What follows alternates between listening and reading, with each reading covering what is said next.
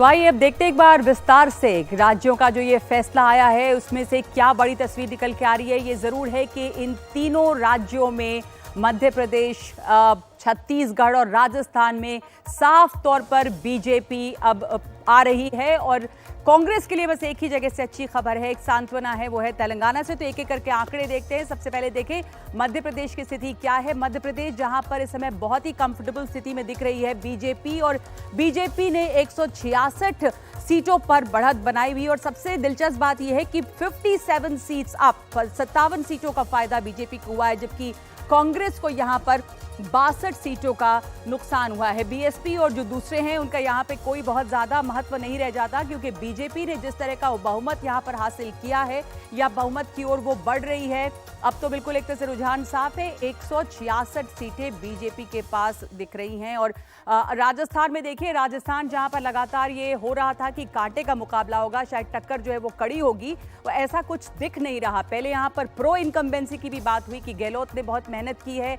और अच्छी सीटें कांग्रेस भी लाई है यहां पे, लेकिन देखिए कि बीजेपी काफी क्लियर यहां पे हासिल कर रही है सीटें, बढ़त बनाई हुई है कांग्रेस के ऊपर। बीजेपी को 116 सीटें मिली हैं और ये 43 सीटों का फायदा है बीजेपी को, जबकि कांग्रेस को 32 सीटों का यहां नुकसान दिख रहा है। 68 सीटों पर है इस समय कांग्रेस और बीजेपी 116 पर। तो बड़ी बढ़त बनाई हुई है बीजेपी राजस्थान में भी, यानी कि मध्य प्रदेश और राजस्थान में साफ तौर पर बीजेपी लीडिंग पोजीशन में है। इन दोनों जगह पर कहा जा रहा था कि कांटे की टक्कर होगी, लेकिन कांटे की टक्कर होते होते बहुत ही साफ एज बीजेपी को है।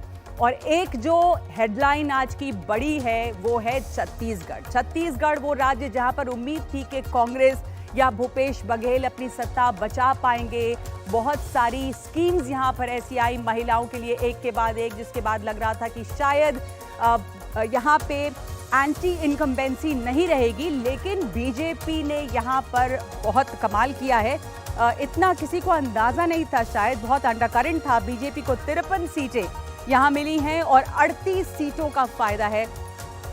तो कांग्रेस जो है वो 35 सीटों पर है और कांग्रेस को 33 सीटों का नुकसान है। बीजेपी को 53 और 38 सीटों का फायदा, और ये बहुत बड़ा फायदा है।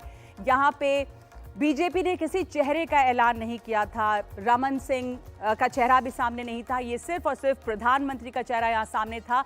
और वहाँ पे बात होती थी सिर्फ मोदी की गारंटी की और यहाँ पर भूपेश बघेल का भरोसा। लेकिन ये साफ दिख रहा है कि जो मोदी की गारंटी का मंत्र दिया गया, लोगों ने उस पर विश्वास किया और वही काम किया है।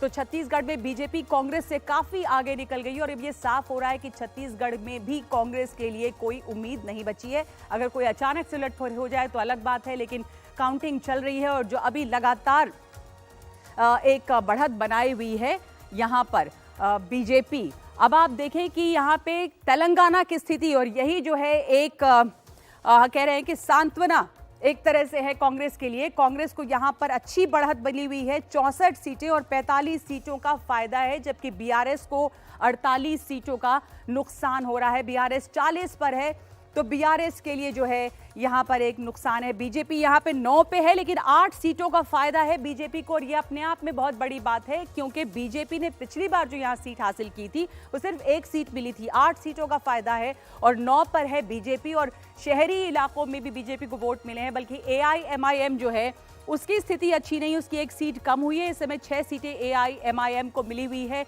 ये दिलचस्प है कि किसके वोट यहाँ पर कटे हैं।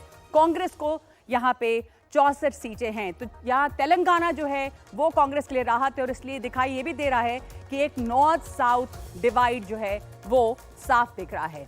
तीनों उत्तरी राज्यों में बीजेपी और तेलंगाना में इस समय कांग्रेस ने बढ़त बनाई हुई है।